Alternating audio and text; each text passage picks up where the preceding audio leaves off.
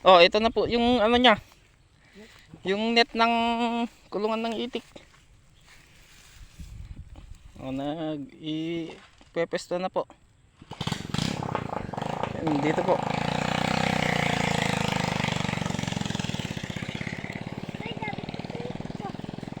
Oh. Ganyan po lang ang magpwesto sa net. Net ng itik.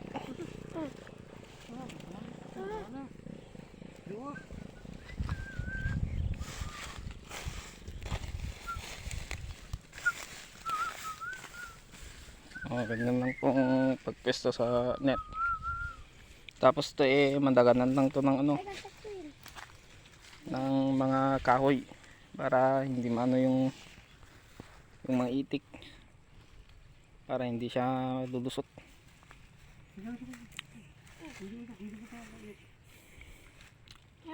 Maluwang po to Uncle Junjun kung pang 700 na itik.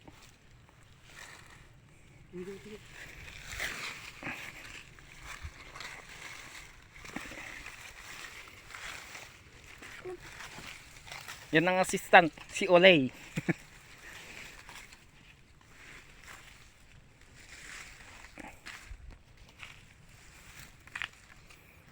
Dito po yung net ng Kalinjun. Oh.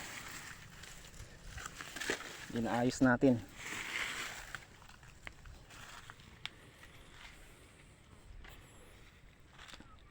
I-video pa po natin yung ano, yung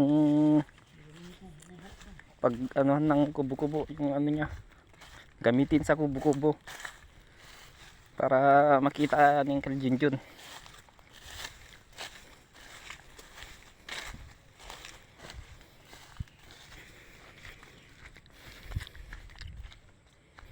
Ito po yung gamitin para sa kubo-kubo ng Kalinjun na bulo.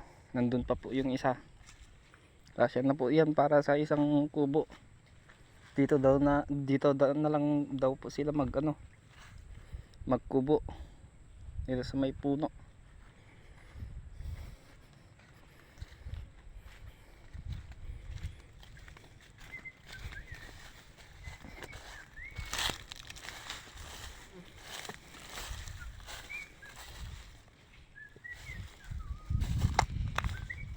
Nailagay na po itong net nya. Kunti na lang po para may lagay na lahat ng net.